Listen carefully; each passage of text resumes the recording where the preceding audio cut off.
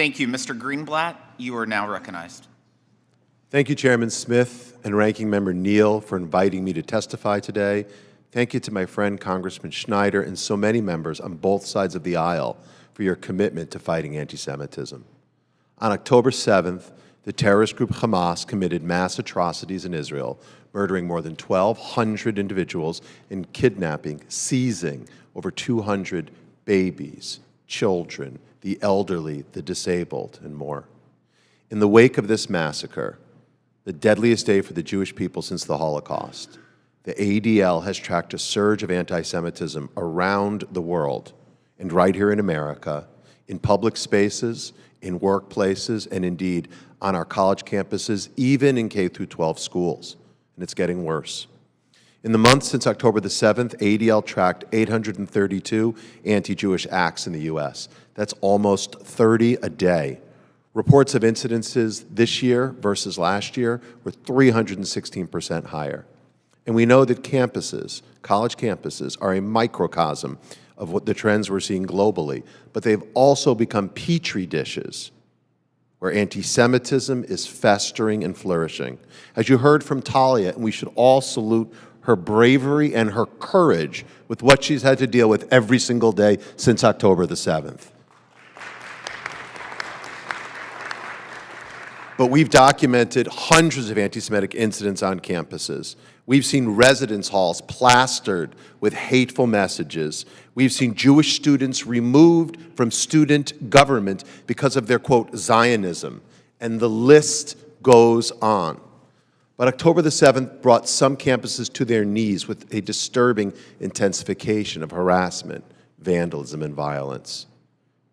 We tracked 234 anti-Israel and pro-Hamas rallies on U.S. campuses, not calls for a two-state solution, not calls for a one-state solution. These were calls for a final solution. And these are serious incidents which continue to mount. Just this past weekend, we saw at Ohio State 2 Jewish students assaulted by attackers, slandering them with hateful slurs that I'm not going to repeat here for the session today.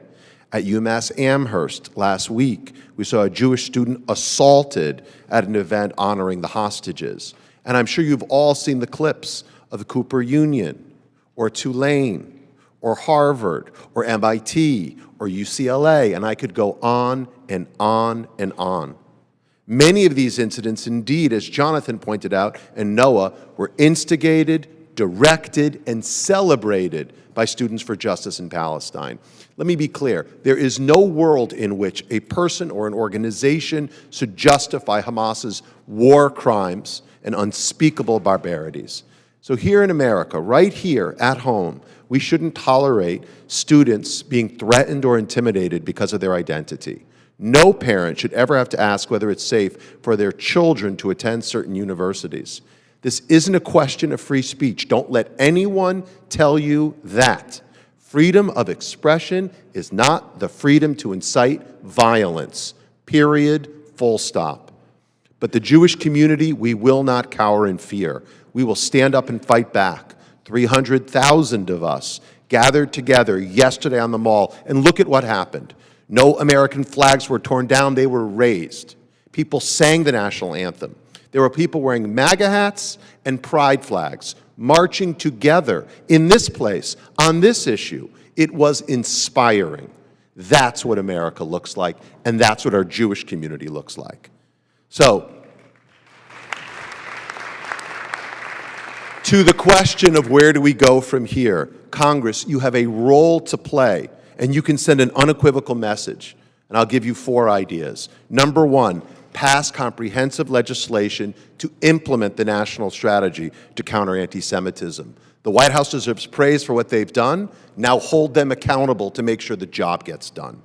Number 2, pass an emergency supplemental aid bill to Israel that includes funding for the nonprofit security grants that so many of you have fought hard to make sure our synagogues and our schools are kept safe. Number 3, urge governmental authorities, the FBI and the IRS, to look at and conduct a thorough review of these organizations like AMP and SJP that you've heard about today, And finally, ensure the Department of Education has adequate personnel and resources to enforce Title VI. But don't wait. Push them to be proactive in conducting investigations rather than just waiting for them to be worked through. Thank you again for the bipartisan presence here today. Thank you for holding this hearing, and I look forward to answering your questions.